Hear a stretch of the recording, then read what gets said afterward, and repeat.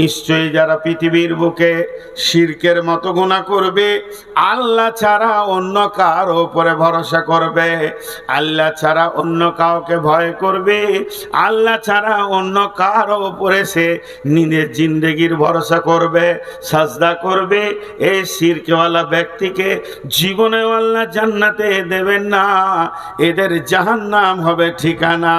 অতএব আমার আল্লাহ বলেন তুমি তোমার পরিচয়ের প্রথমেই তুমি পেয়ে গেছো, তুমি হচ্ছ আদমের সন্তান, তুমি হচ্ছ এক আল্লাহর গোলাম, যে আল্লাহর গোলামি ছাড়া দ্বিতীয় কারো গোলামি করা যাবে না, কারো কাছে দাসত্ব স্বীকার করা যাবে না, যা কিছু করা যাবে তো আল্লাহকে কাছে চাইতে হবে।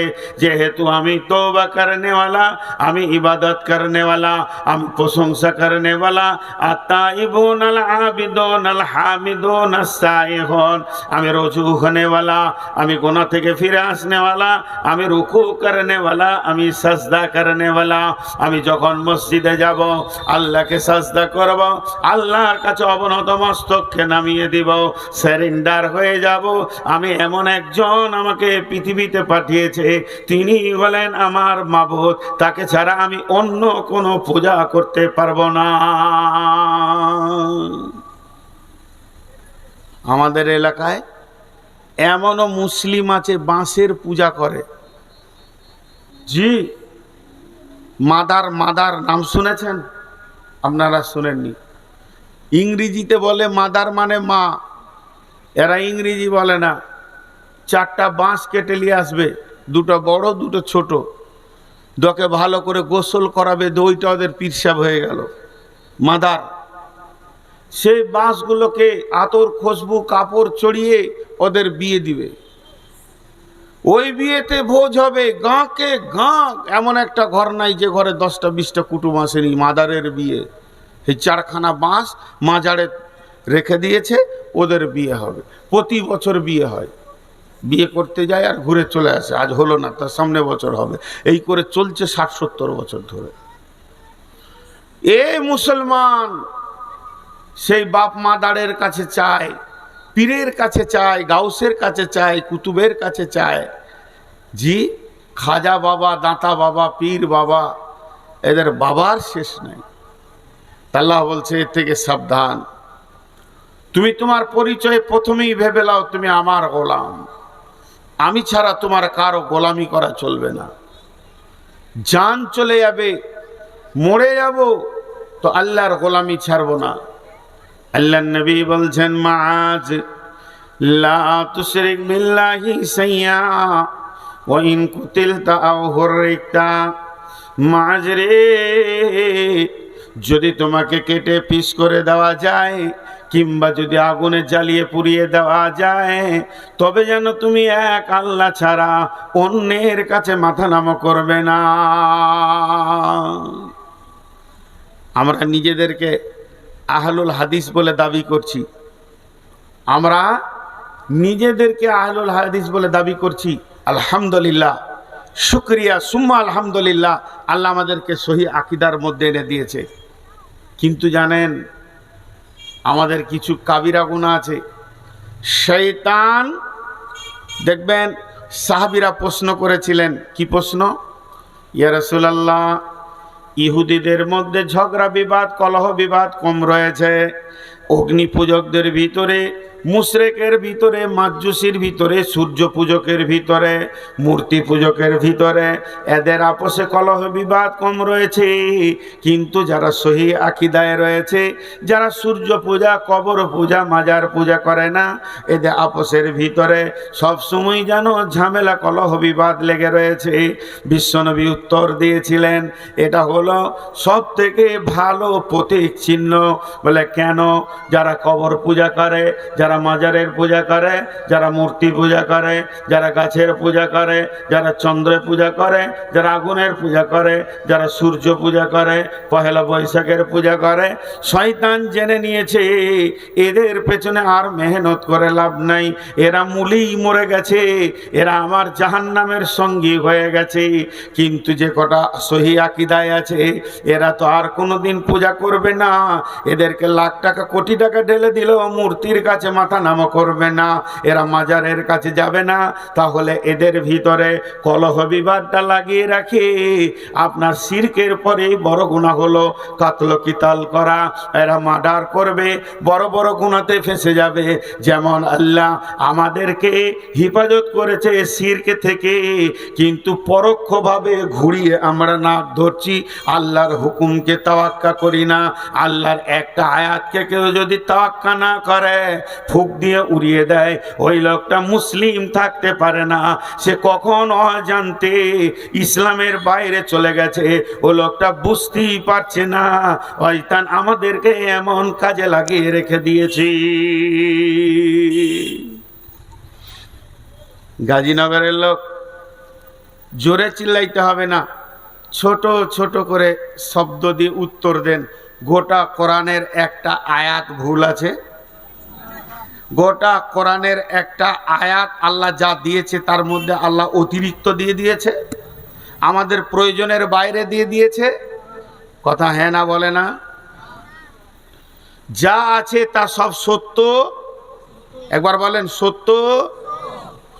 তাহলে আয়াতে যেখানে ফারাইজের কথা আছে, বাপ মায়ের জমি বেটা কত পাবে, বেটি কত পাবে, ওইটি ভুল, আবার হ্যাঁ না বলে না?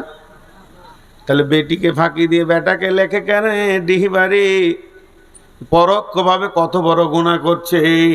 আল্লাহর কালাম পাককে সরাসরি মানতে পারছে না, আঙুল দিয়ে ফুঁক দিয়ে উড়িয়ে দিল। আল্লাহকে বলতে চাইছে, আল্লাহ তুমি বোঝো কম, বেটি নিয়ে চলে যাবে, তার থেকে বেটাকে জমিটা লিখে দিই, জায়গাটা লিখে দিই। মান কাতা মেরা আশা ওয়ারিসিহি কাতা আল্লাহু মেরা আশা ফিল জান্নাতি ইয়াউমাল কিয়ামা। এই লোকগুলি কোথায় যাবে? আপনাদের গাজীনগরের লোক এরকম কাজ করে না, আলহামদুলিল্লাহ। না, গাজীনগরের লোক এরকম কাজ করবে না। এত বড় মাদ্রাসা আছে যে ছেলেকে ফাঁকি দিয়ে বেটা, মেয়েকে ফাঁকি দিয়ে বেটাকে ডিহিবাড়ি লিখে দিল, এ কাজ করবে না। হ্যাঁ, বলছে প্রতি মাসে করে, বলছে নাকি? জি। তাহলে দেখেন, শিরক করে না কিন্তু আল্লাহর হুকুমকে তাওয়াক্কা করে না। এদের হাতে একটা লাল কালি দিতে হবে। সূরা নিসার ফারাইজের আয়াতটা বের করে দিয়ে বলতে হবে, কেটে দে, কেটে দে লাল কালি দিয়ে, দিয়ে বল, আল্লাহ তোমার ব্রেন বুদ্ধি কম, তোমার থেকে আমি বেশি বুঝি। আল্লাহ তাবারাক ওয়া তাআলার রাসূল বলছেন, আয় আয় আয়, যেদিন তুমি রেজিস্ট্রি অফিসে সই করেছ সেই ডেটই তোমার জান্নাত তাবদীল হয়ে চলে গেছে তোমার বেটির কাছে। ও পাগলের দল, তুমি জান্নাতের আশার করিও না। এরা আল্লাহর গোলাম, এরা আল্লাহর গোলাম। এরা মূর্তি পূজা করে না, এরা গাছের পূজা করে না, দেবদেবীর পূজা করে না, এরা মাজারের পূজা করে না, আগুনের পূজা করে না, সূর্য পূজা করে না, এরা মনের পূজা করে। এদের মন হলো এদের আল্লাহ, এদের মন এদের আল্লাহ। আল্লাহ তাবারাক ওয়া তাআলা আয়াতকে মানতে পারছে না। এর জন্য আমাদের প্রথম পরিচয় হলো, তুমি কে? আমি আল্লাহর গোলাম, আমি গোলামি করব আল্লাহর। আল্লাহর হুকুমের বাইরে পা রাখবো না, আল্লাহর হুকুমের বাইরে পায়ের পদস্খলন আমার ঘটবে না। আমি সম্পূর্ণ আল্লাহর আইনের উপরে চলব, আল্লাহর আইনের বাইরে আমি যাব না। আমার যতটা সম্পত্তি আছে আমি মরে যাব, আমার মিরাসের মালিক যারা হবে ওয়ারিস, তারা সম্পত্তি বের করে আল্লাহর কালাম পাককে সামনে রেখে নিশ্চয়ই তারা তিলে তিলে ভাগ করে নেবে। কিন্তু যখনই আমি এই কাজটা করে দিয়েছি, হে আমার আমার বন্ধু, আমি আপনাকে জাহান্নামী বলতে পারবো না, আমার বলার ক্ষমতা নাই। তবে বড় বড় মুফাসসিরিনরা বলছেন, পৃথিবীর বুকে যদি জীবিত কোনো জাহান্নামী দেখবে তো ওই লোকটাকে দেখো যে নিজের মেরাসের ওয়ারিসকে ফাঁকি দিয়ে আর একজনকে জমি জায়গা লিখে দিল। যতদিন বেঁচে আছে আরামে আছে, যেদিন মরবে সেদিন ওই লোকটা জাহান্নাম ছাড়া জায়গা হবে না। হয়ে গেল আল্লাহর গোলাম।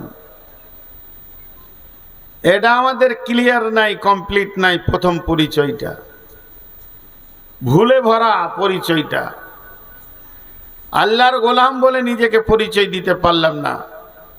নাম্বার দুই, আমি কে? নামি হলাম নবী মুহাম্মদুর রাসূলুল্লাহ সাল্লাল্লাহু আলাইহি ওয়াসাল্লামের উম্মত। আর 3 নম্বর হলো আমি আদম আলাইহিস সালামের সন্তান। তাহলে আমি কার সন্তান? আমি আদমের সন্তান। আমাকে আল্লাহ গরুর দলে নেয়নি, আমাকে মহিষের দলে নেয়নি, আমাকে ছাগলের সিলসিলাতে নেয়নি, আমাকে কুত্তাতে, শুকরে, আমাকে আল্লাহ আদমের সিলসিলাতে পৃথিবীতে নিয়েছে। আমি হলাম আদম সন্তান। তাহলে আদমটাকে, আমার বাবাটাকে, সে কত দামি! তিনি হলেন সৃষ্টির সেরা। এমনকি ফেরেশতাদের থেকেও মূল্য হলো আদমের। যে গরু, ছাগল, ভেড়া, জিন, যে পৃথিবীতে যত মাখলুকাত আছে সমস্ত মাখলুকাতের ওপরে 1 নম্বর হলো আদম সন্তান। এর উপরে কোনো মাখলুক নাই, এর উপরে কোনো দামি কেউ নাই। তাহলে আমি এই পৃথিবীর বুকে সব থেকে দামি মখলুকের সন্তান। একটা উদাহরণ দিব। এটা গাজীনগর, এখানে 20টা ফ্যামিলি বাস করে। 20-50টা ফ্যামিলি এখানে বাস করে গাজীনগরে। তার মধ্যে একটা ফ্যামিলি আছে, গোটা ফ্যামিলিটা শিক্ষিত। তাদের যে দাদু, সে হচ্ছে বড় শাইখুল হাদিস। দাদুর 5টা বেটা, বাচ্চা ছাড়া সবগুলোই শাইখুল হাদিস। তাদের ছেলেরা 20-25টা যায় আছে, সব আলিম। ফ্যামিলিটাকে এলাকার লোক বলে মৌলভী ফ্যামিলি। তার মানে তারা ভালো ফ্যামিলির মানুষ। ওই ফ্যামিলির একটা ছেলে ক্লাস 6-7 পড়ছে, হয়তোবা মাধ্যমিক পাস করে সেও মাদ্রাসা যাবে চিন্তা করেছে। তো ও যখন গায়ে ঘুরবে ওর চালচলন আলাদা হবে। অন্য ফ্যামিলি, ডাকাত ফ্যামিলি, লুচ্চা ফ্যামিলি, জুয়ারি ফ্যামিলি, মাতাল ফ্যামিলি ছেলেদের মতো ওর হবে না। ওর পেছন দিকে একটা টান থাকবে, কি? আমি হলাম আলেম ফ্যামিলির ছেলে। ও ওইখানে তাস চলছে যাব না, ওইখানে জুয়া চলছে যাব না, ওইখানে লুডু চলছে যাব না, চায়ের দোকানে বসবো না, 1 কাপ চা খাবো, চলে যাব। তার চাল চলন আলাদা হবে। তো এই পৃথিবীটাকে আল্লাহ সাজিয়েছেন গরু, ছাগল, হাঁস, মুরগি, কুত্তা, শিয়াল, বাঁদর, বাঘ, ভালুক, ঘোড়া, মহিষ দিয়ে। তার ভিতরে একটা দল আছে মানুষ। যদি কেউ নিজের পরিচয় নিজে জানে, তখন সে নিজেকে মনে মনে বলবে, কুত্তা মরার কাছে থাকবে, আমি যাব না। শুকর ড্রেনে থাকবে, আমি ওখানে থাকব না। কারণ আমি আদম সন্তান, সৃষ্টিকুলের সেরা। শুধু তাই নয়, গরু ছাগল যেদিকে যাবে আমি যাব না। আমি তো তাদের মতো প্রাণী পৃথিবীতে নয়। আমাকে উন্নত মানের বানানো হয়েছে। আমি তাসের আড্ডায় যাব না, আমি সুদের কাছে যাব না। আমার বাপ ছিল নবী, আমি আদমের সন্তান, মানে নবীর সন্তান। বিদায় আমার চাল চলন নবীর ফ্যামিলির মতো হবে। আমি উঁচু নিচু করতে পারবো না। অর্থাৎ পৃথিবীর যত নোংরা জায়গা আছে, যে নিজের পরিচয়ের বুঝ পেয়ে যাবে ওই লোকটাকে ওই নোংরা জায়গায় পাওয়া যাবে না। তাসের আড্ডায় পাওয়া যাবে না, জুয়ার আড্ডায় পাওয়া যাবে না, লুচ্চামিতে পাওয়া যাবে না, মেয়েদেরকে বেহায়াতে পাওয়া যাবে না, সুদের আড্ডায় পাওয়া যাবে না। কারণ তার বুঝে এসে গেছে আমি এমন একটা মানুষের সিলসিলায় পৃথিবীতে এসেছি, আমি আদমের সন্তান, অর্থাৎ আমি নবীর সন্তান, আমার দ্বারা ভুল হতে পারে না। ভুল হবে আদম সন্তানের, কিন্তু আমি নোংরামিতে থাকবো না। তাহলে আমাদের দুটো পরিচয় হয়ে গেল। পরিচয় দুটি কি? একটা পরিচয় আমি আল্লাহর গোলাম, আল্লাহ ছাড়া কারো গোলামি করব না। আর দ্বিতীয় পরিচয়টা কি? আমি হলাম আদমের সন্তান, পৃথিবীতে নোংরা জায়গায় আমাকে পাওয়া যাবে না। নাম্বার 3, কুনতুম খায়রা উম্মাতিন উখরিজাতি লিন-নাসি তা'মুরুনা বিল মা'রুফি ওয়া তানহাউনা আনিল মুনকার। আমি হলাম উম্মত, আমি হলাম শ্রেষ্ঠ উম্মত, এমন একজন নবীর আমি উম্মত, যে নবী নবীদের নবী, আমার নবী আপনার নবী, নবীদের নবী, নবীদের ইমাম। তার দাম কত, তার মূল্য কত? একবার যদি আমি ভাবি আমি শেষ নবীর উম্মত, আমার দাম অনেক বেশি। আল্লাহ বলেছেন কুনতুম খায়রা উম্মাতিন, তোমরাই হলে শ্রেষ্ঠ উম্মত, তোমরা হলে দামি উম্মত, তোমরা হলে মজবুত উম্মত। কুনতুম খায়রা উম্মাতিন উখরিজাতি লিন-নাসি, তোমাদেরকে মানুষের জন্য বের করা হয়েছে, তোমরা কেন শ্রেষ্ঠ উম্মত? তা'মুরুনা বিল মা'রুফি ওয়া তানহাউনা আনিল মুনকারি, তুমি সৎ কাজের আদেশ করবে, অসৎ কাজের নিষেধ করবে, এর জন্যই তুমি শ্রেষ্ঠ উম্মত।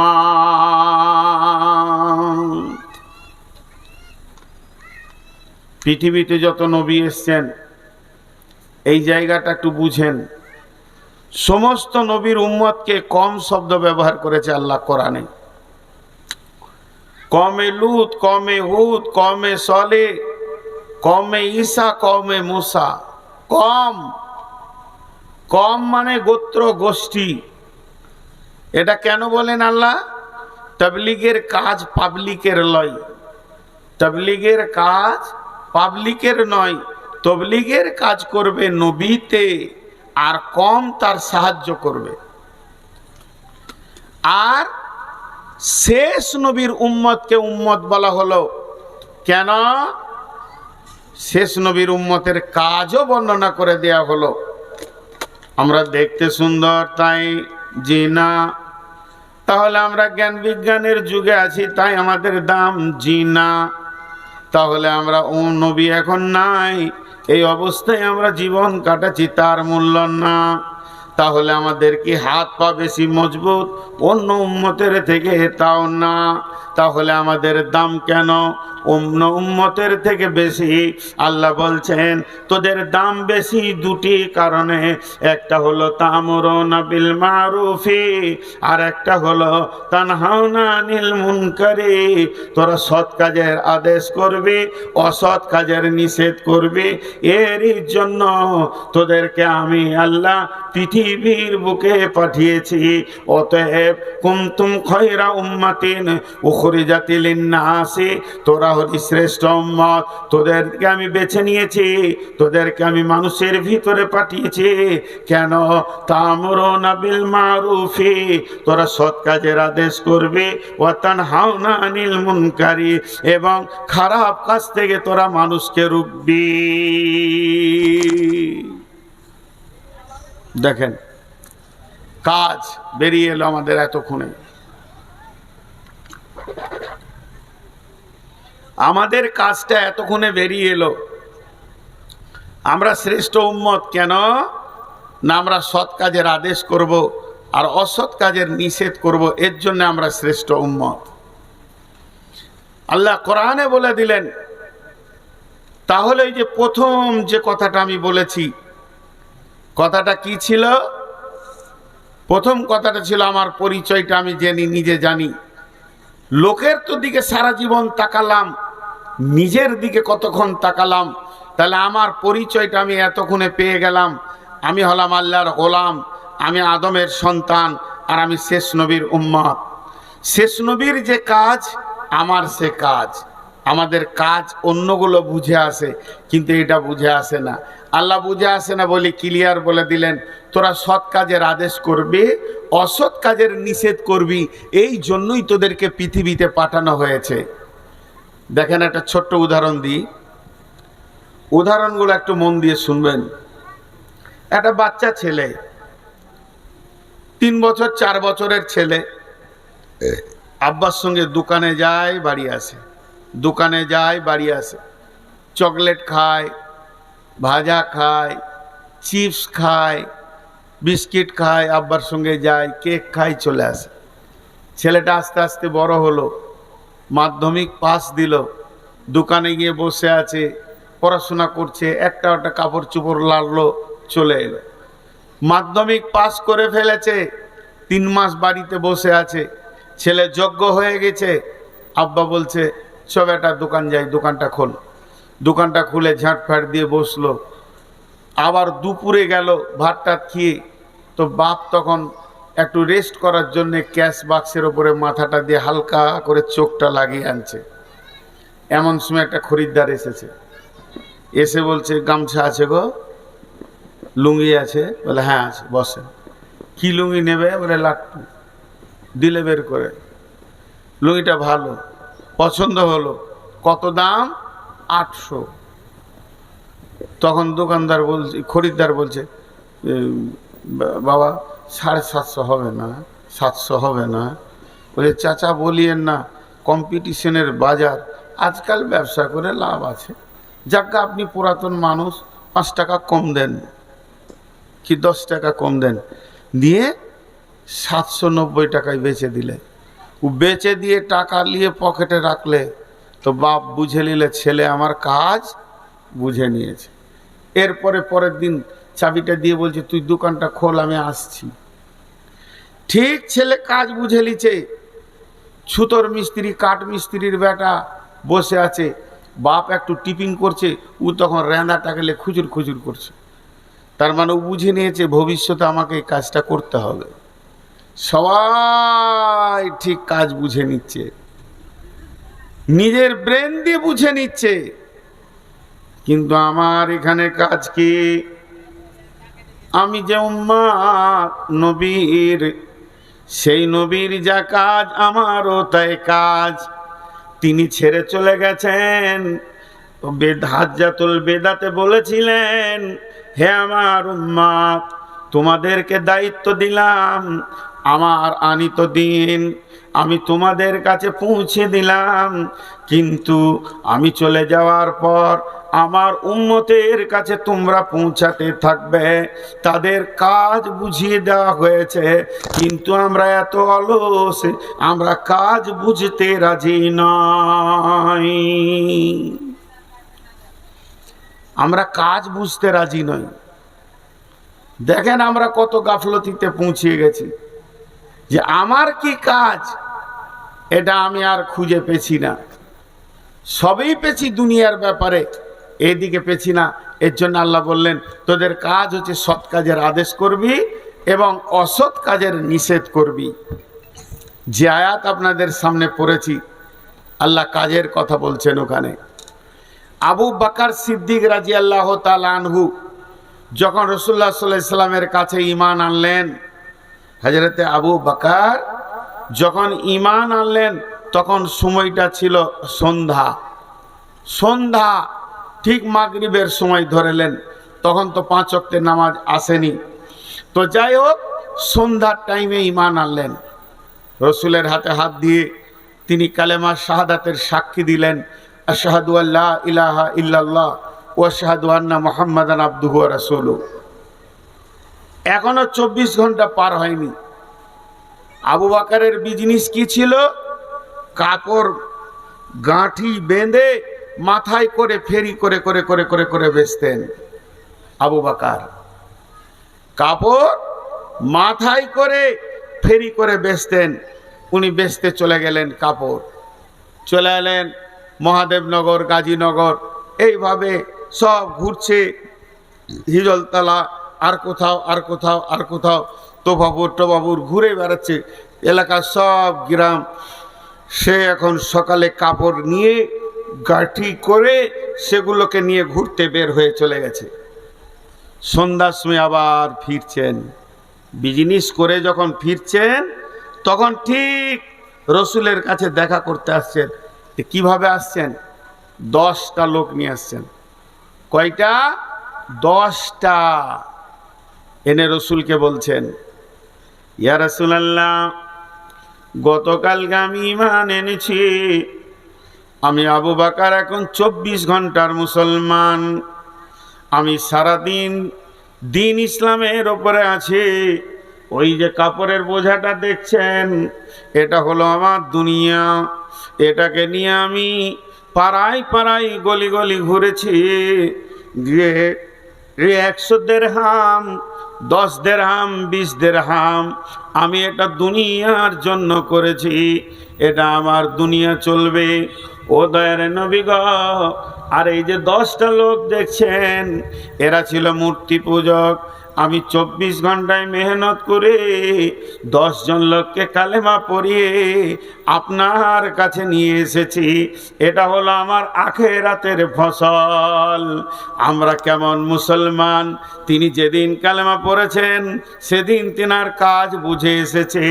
আমি যেমন ঈমানওয়ালা, আমি যেমন ইয়াকিনওয়ালা, দৃঢ় বিশ্বাসওয়ালা হলাম, ওই রকম যার কাছে ঈমান নাই, আমি ঈমানকে পুশ করব, আমি ঈমানকে তার কাছে পৌঁছে দেব, ঈমানের ট্রান্সফার দিতে থাকব, আর একটা একটা করে মুসলমান বানাতে থাকব। আল্লাহ তাবারাক ওয়া তাআলা বললেন, ওয়াল্লাযীনা আমানু ওয়া হাজারু ওয়া জাহাদু ফি সাবিলিল্লাহি বিআমওয়ালিহিম ওয়া আনফুসিহিম আ'যামু দারাজাতান ইনদাল্লাহি ওয়া উলাইকা হুমুল ফাইজুন। যে ব্যক্তি ঈমান আনবে, ঈমান আনার পর ঘর ছাড়বে এবং আল্লাহর রাস্তায় মুজাহাদা করবে, আল্লাহর দ্বীনকে আগানোর চেষ্টা করবে নিজের জান আর নিজের মাল দিয়ে, তার মানে ঈমানদার কোনোদিন স্থির বসে থাকতে পারে না।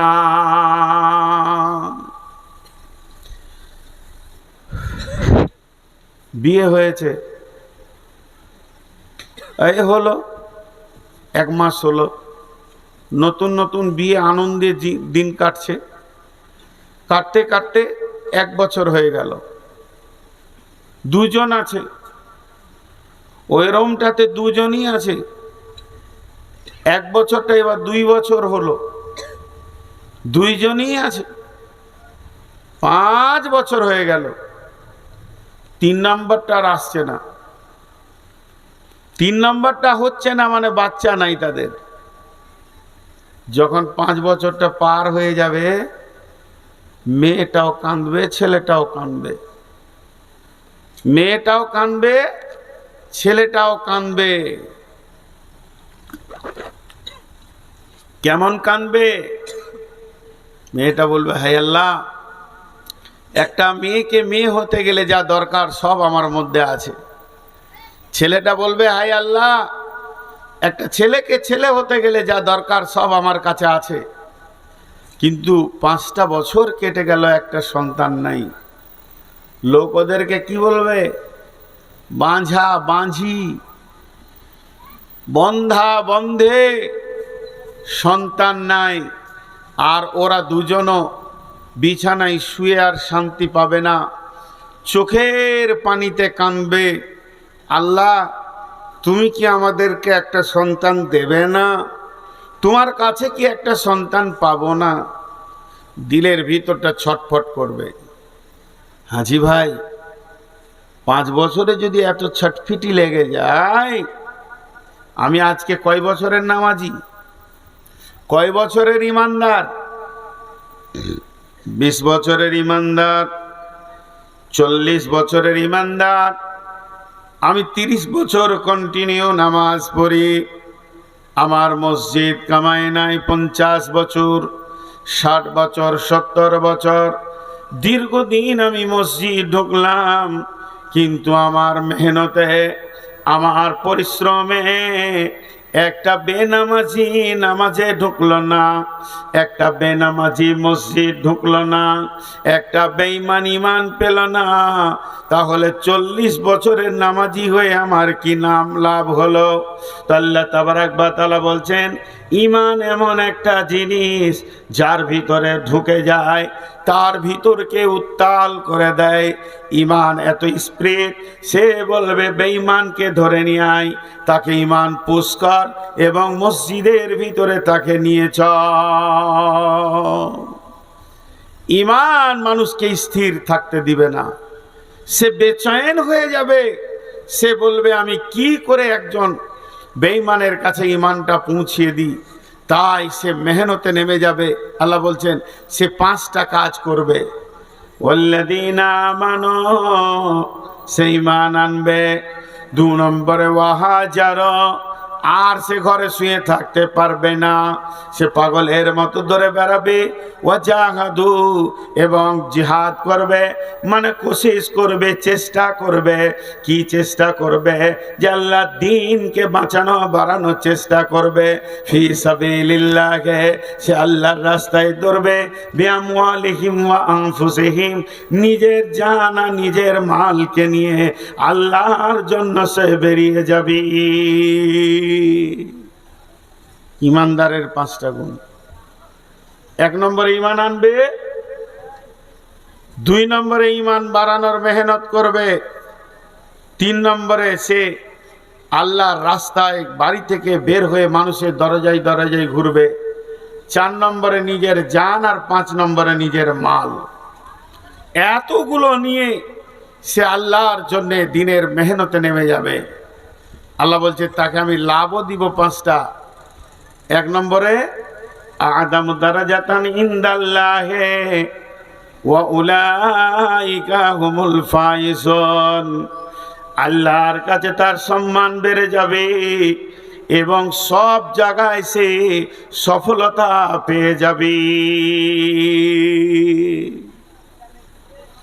ভাই, সহজ করে বলতে গেলে বলা যায় আগামীতে ভোট আসছে। কোনো ছেলে তৃণমূলের মেহনত করছে, কেউ কংগ্রেসের মেহনত করছে, কেউ সিপিআইএম এর মেহনত করছে, কিন্তু সব ছেলে জোট করে লেগেছে সিপিএমকে জিতাবো, কংগ্রেসকে জিতাবো, কিছু ছেলে আছে তৃণমূলকে জিতাবো। যে পার্টি জিতে যাবে তার কাছে তার সম্মান বেড়ে যাবে। কেন? যে এর মেহনতে আমি পাস করলাম। তো আল্লাহ বলছেন যখন তুমি আমার দ্বীনকে বাঁচানোর জন্যে আমার মসজিদে আমার গোলামকে টেনে নিয়ে এসে ঢোকানোর মেহনত করবে, তখন আমার কাছে তোমার সম্মান বেড়ে যাবে। ওই রকম বাড়বে যেমন এমএলএ এমপির সম্মান বেড়ে গেছে তাদের কাছে, তেমনি আমার কাছে তোমার ঈমান সম্মান বেড়ে যাবে। কেন না? তুমি আমার দ্বীনের মেহনত করছো। আর কি হবে? ওয়া উলাইকা হুমুল ফাইজুন, সব জায়গায় তুমি সফলতা পাবে। আজকে আমরা হাই রোডের ধারে বাস করছি, সবুজ সিগন্যাল আছে আর লাল সিগন্যাল। যদি সবুজ সিগন্যাল থাকে তো গাড়ি চলবে, লাল সিগন্যাল হলে গাড়ি বন্ধ, যেতে পারবে না। কেন? লাল সিগন্যাল। কিন্তু একটা গাড়ি আছে যে লাল সিগন্যাল মানবে না, বেরিয়ে চলে যাবে। সেই গাড়িটাকে অ্যাম্বুলেন্স বলা হয়, এর জন্য কোনো লাল সিগন্যাল নাই। ঠিক ওই রকম আল্লাহ বলছেন যারা আমার দ্বীনের মেহনত করবে, লোকের দরজায় দরজায় দ্বীনকে পৌঁছাবে, তার জন্যে কবরে, হাসরে, পুলসেরাতে, মিজানে আর যত জায়গায় কঠিন রয়েছে কোনো রকম লাল সিগন্যাল থাকবে না। সে সব জায়গায় সফলতা পেয়ে যাবে এবং জান্নাতের দিকে আগাতে থাকবে। সে জান্নাতে চলে যাবে। ইউবাশশিরুহুম রাব্বুহুম, আমার আল্লাহ বলছেন তাদের তরফ থেকে, তাদের রবের তরফ থেকে তাদেরকে সুসংবাদ দাও। তারা আরো কয়টা জিনিস পাবে। ইউবাশশিরুহুম রাব্বুহুম বিরাহমাতিন, তাদের আল্লাহর তরফ থেকে, তাদের রবের তরফ থেকে তাদেরকে সুসংবাদ দাও, তারা আল্লাহর রহমতের আওতাভুক্ত থাকবে, আল্লাহর শান্তির আওতাভুক্ত থাকবে। ওয়ারিজওয়ানেও, এবং তাদের উপরে আল্লাহ সন্তুষ্ট থাকবে। আল্লাহর সন্তুষ্টি কত দাম! আল্লাহ যদি সন্তুষ্ট চিত্তে একবার আপনার আমার দিকে তাকায়, তাহলে বন্ধুরে জাহান্নাম হারাম হয়ে যাবে। সেই রকম আল্লাহ তাদের উপরে সন্তুষ্ট চিত্তে দেখবে। ইউবাশশিরুহুম রাব্বুহুম বিরাহমাতিন মিনহু ওয়া রিজওয়ানিহু, আল্লাহ রাজি থাকবে। ওয়া জান্নাতিন লাহুম ফিহা নাঈমুম মুকিম, এবং তাদের ঠিকানা হবে এমন একটা জান্নাতে, যে জান্নাতটা সব সময় স্থিতিশীল থাকবে, যার ডেট কোনোদিন এক্সপায়ার হবে না। এখানে কি কি বললাম? এখানে বললাম তাদের উপরে তারা প্রথমে সম্মান পেয়ে যাবে আল্লাহর কাছে। যারা এই 5টা কাজ করবে, 1 নম্বরে ঈমান আনবে, 2 নম্বরে ঘর ছাড়বে, 3 নম্বরে মানুষের দরজায় দরজায় ঘুরবে, 4 নম্বরে নিজের মাল, 5 নম্বরে নিজের জান, এইগুলো নিয়ে দিনকে বাঁচানোর চেষ্টা করবে। তা আল্লাহ বলছে তাদের 1 নম্বর লাভ হবে, আমার কাছে তার সম্মান বেড়ে যাবে। শুধু সম্মান বাড়বে না, তাদের জন্য সমস্ত জটিল জায়গাগুলো আসান করে দিব, সব জায়গায় সফল কাম দেখবে। শুধু এটা নয়, তাদের রবের তরফ থেকে আর একটা সুসংবাদ রয়েছে, তাদের উপরে রহমত বর্ষিত হবে, তারা রহমতের আওতাভুক্ত থাকবে। এই পর্যন্ত শেষ নয়, আল্লাহ তাদের উপরে রাজি থাকবেন, এবং আমার আল্লাহ তাদেরকে এমন একটা জান্নাত দেবেন, যে জান্নাতটা হচ্ছে স্থিতি জান্নাত। আজ আমার বয়স 53, আগামী বছর 54, কিন্তু জান্নাতে স্থিতি। সমস্ত গত বছরের আম এখন স্টোরে পাওয়া যাবে, কিন্তু সেই স্বাদ পাওয়া যাবে না। আর জান্নাতে কোটি কোটি বছর একই স্বাদ থাকবে, সেই জান্নাতে দেয়া হবে। সেই জান্নাতটা কেমন জান্নাত? যার তলদেশে রয়েছে নদী প্রবাহমান, পানি বইতে রয়েছে। বক্তব্যের শুরু থেকে শেষ পর্যন্ত 2 মিনিট একবার বলবো। আমি শুরু করেছিলাম কি দিয়ে? যে দৃঢ় বিশ্বাস, ঈমান এমন একটা মজবুত জিনিস, সেটা যদি কারো হয়ে যায়, এসে যায়, সব কাজ আসান হয়ে যাবে। একটা ছোট উদাহরণ দিই, উদাহরণটা মন দিয়ে শোনেন। একটা ছেলে মাথা পাগলা, রাস্তায় হাঁটছে। ছেলেটা কিন্তু এইচএসসি স্কলার ছিল, খুব ভালো রেজাল্ট করেছিল। হঠাৎ তার ব্রেনের গোলমাল, রাস্তায় হাঁটছে, ড্যান্স দিচ্ছে, একটা পায়ের জুতা নাই আর একটা আছে, উল্টা করে পড়েছে, বিরাজ করেনি, চোখে মেচিড়ি লেগে আছে, মাথায় চিরুনি করেনি, তেল মাখেনি, গোসল করেনি, বোতাম ঠিক মতো লাগায়নি। মানে ওর বডিতে 100টা ভুল দেখা যাচ্ছে, 100টা ভুল। এমন সময় বহরমপুরের ডাক্তার, ব্রেনের ডাক্তার এমনি করে তাকিয়ে দেখছে, ছেলেটার কি ব্যাপার রে, গোটা সমাজ আর 100টা ভুল পেয়েছে। ডাক্তার ওকে নিয়ে গেছে।